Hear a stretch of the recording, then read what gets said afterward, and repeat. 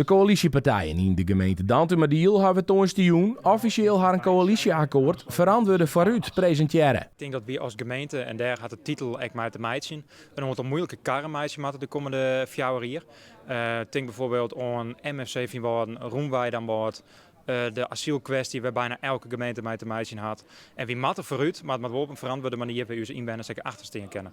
De partijen gemeentebelangen, FNP, SGP en Sociaal Links zullen de aankomende 4 jaar de gemeente besturen.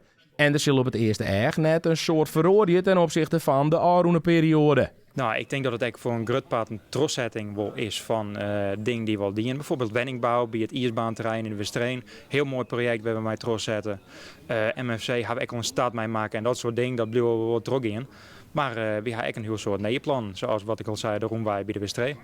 De aanroende Jerenkamer hield niet meer van Den Haag uit over de schutting. De gemeente zal daar ook de aankomende 4 jaar mee omgaan moeten.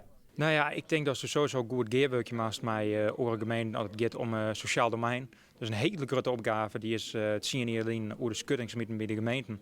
En dus juist ook gewoon dat de gemeente eigenlijk net de massa heeft om dat heel goed om te pakken. En daar maakt het mijn geerwerkje. En aan de andere kant, ja, ik vind u Den Haag een spreidingswet. Ja, daar zit ook iets mee te maken. Het is een wet, eenmaal, en dat is ook het uitgangspunt van de nieuwe coalitie. En dat zijn wij komen pakken, maten.